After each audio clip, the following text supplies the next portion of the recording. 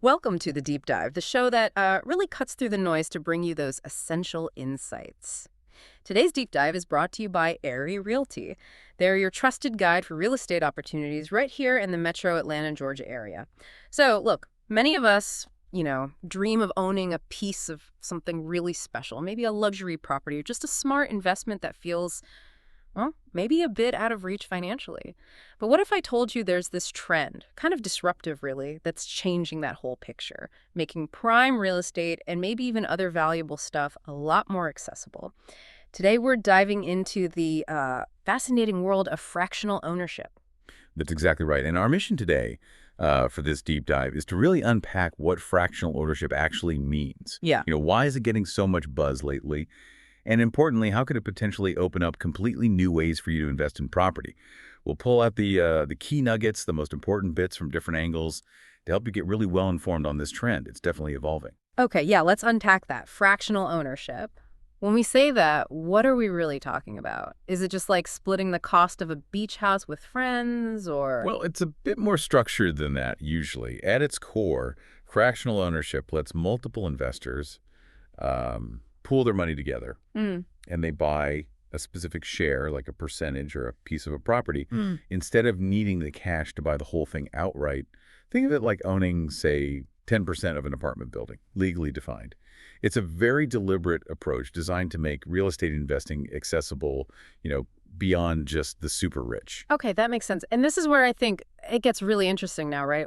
We're often hearing about something called tokenization playing a role here. I hear that word tokenization thrown around a lot, especially in finance. How does that fit into owning like a piece of a building? All right, tokenization is a huge part of this story. It's basically the process where you take a real-world asset, like the ownership rights to a property, Yeah. and you convert that ownership into digital tokens. These tokens usually live on a blockchain. So each token represents a specific verifiable slice of that property's ownership. Instead of, just a paper deed, you might hold a digital token representing your equity. Okay, digital tokens, blockchain. Yeah. What's the actual advantage there? Is it just about being fancy and digital, or does it really change things for an investor? Oh, it definitely changes things. What's really cool here is how these tokens dramatically improve flexibility and accessibility. Because they're on a blockchain, you get that built-in transparency. Every transaction, who owns what share, it's all recorded and verifiable. That builds a lot of trust. Plus, you can build smart contracts into them. These can automatically handle things like, say, distributing rental income proportionally, or even managing voting rights among the owners. It makes buying fractions, potentially small fractions, almost as easy as buying something online. Sometimes you hear about people investing with like $50. So this digital approach, it doesn't just make it easier to get in, it also seriously boosts liquidity and transparency. Shares can often be traded more easily on digital platforms, kind of like stocks. Yeah, it's really changing the game. So connecting that dot then, it sounds like it's not just about making things easier, it's fundamentally changing who can even get involved in real estate investing in the first place. How is it like democratizing it? Exactly. That's the perfect word. Democratizing. Hmm. Fractional ownership is making real estate investment way more inclusive. Traditionally, owning significant property, especially high-value stuff, was pretty much reserved for the wealthy elite. But now, someone with maybe just a few hundred or a few $1,000s can actually start investing. They can own a piece of a luxury vacation spot or a commercial building or an apartment downtown. It just massively lowers that barrier to entry. It opens up a whole world of investment that was pretty much closed off before. That makes a ton of sense. And I guess spreading your money across different property pieces like that must change how you think about risk too, right? Not all your eggs in one basket kind of Yeah. thing. Absolutely. That brings up a really key advantage: diversification and risk reduction. With fractional ownership, you can diversify much more easily. Instead of pouring all your capital into one single property, which carries, significant concentrated risk, you could put smaller amounts into multiple properties, maybe different types, different locations. Like you could own a small share in that vacation home, but also a slice of an office building and maybe part of an apartment complex. That kind of strategy can really smooth out your returns and reduce the overall risk in your portfolio. And let's talk liquidity. That's always been a huge hurdle in traditional real estate, right? Selling a whole property can take months, sometimes even years. It's slow. But with tokenized fractional ownership, selling your share can be much faster. Often, there are secondary markets where you can list your share. and maybe sell it in minutes or hours. That gives you way more flexibility to get your money out if you need it. That's a massive shit compared to the old way. Right, so you get the investment potential, maybe some income, but you're not the one getting calls about leaky faucets at 2 a.m. That sounds pretty appealing. It really is. That's another major benefit. Shared costs and responsibilities. Typically, there's a professional management company involved. They handle everything. The day-to-day operations, maintenance, repairs, dealing with tenants if it's rented out, organizing schedules. This takes all that burden off the individual owners. And importantly, all the associated costs, property taxes, insurance, those management fees, they get split proportionally among all the owners based on their share size. So yeah, you get the perks of ownership without the actual headaches of being a landlord. And one more big one, access.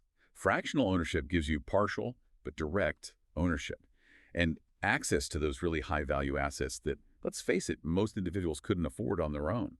We're talking luxury villas, prime commercial real estate, stuff that's usually way out of reach. Plus, there's the potential for the property value to go up over time appreciation. And if it's an income property, like a rental, it can generate cash flow, distributed according to your share. Okay, wow, that all sounds incredibly positive. Maybe. Little too good to be true. So what's the catch? What are the downsides, the things listeners really need to watch out for? That's a really important question. Because yes, despite all the upsides, there are definitely things to consider. First off, limited control and flexibility.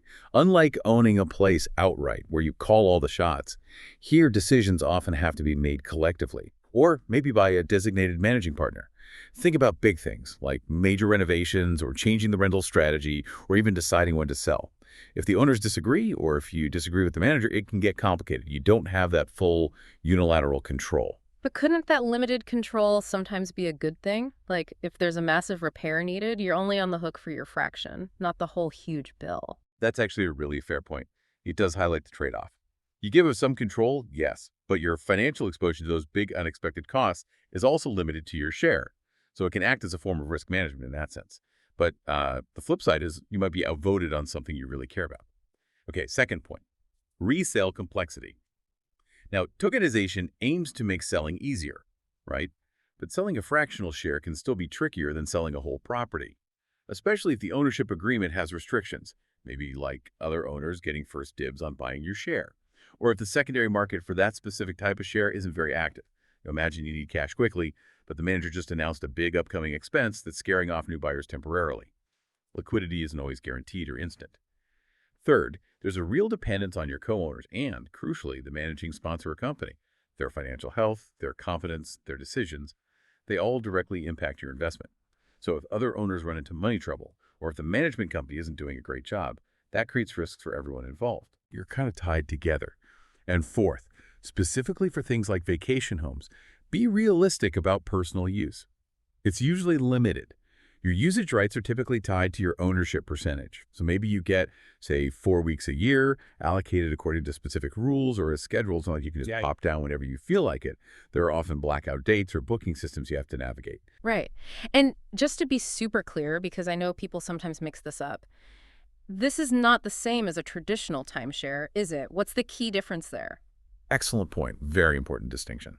Fractional ownership is not a timeshare in the traditional sense.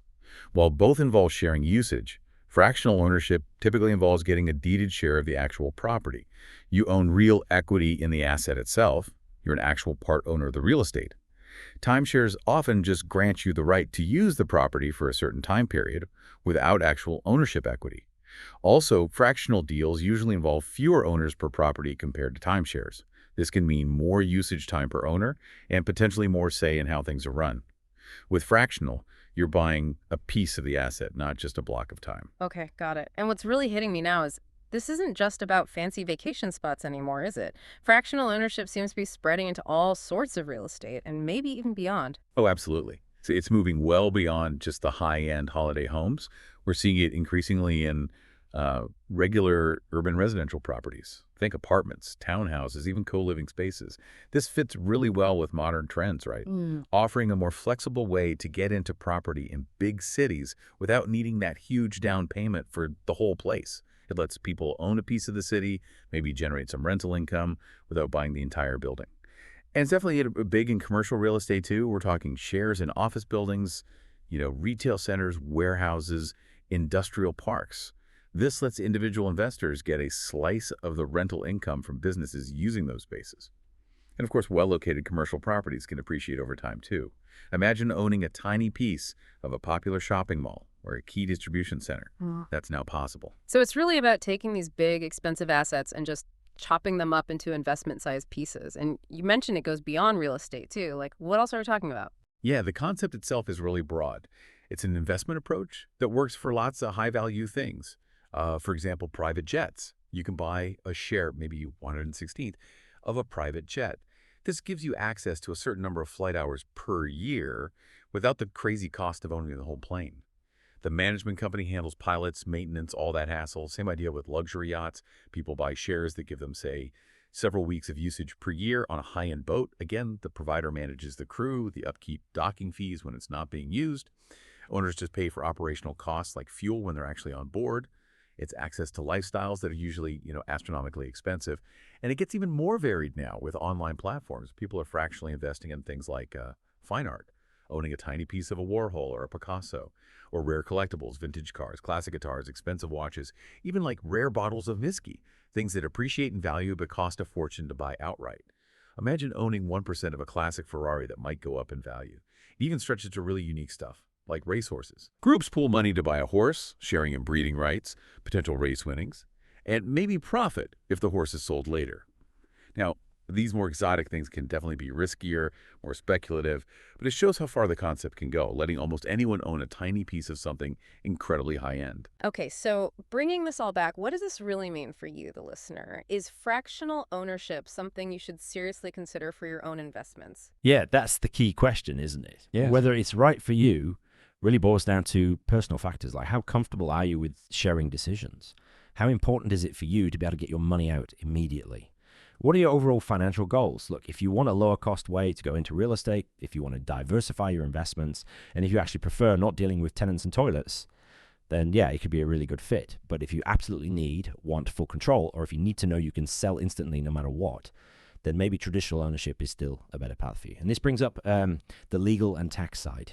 It's really important to understand that these things can vary a lot depending on where the property is and where you live.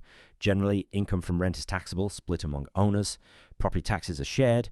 If the property value goes up and it's sold, capital gains tax might apply to your share. Some expenses might be deductible.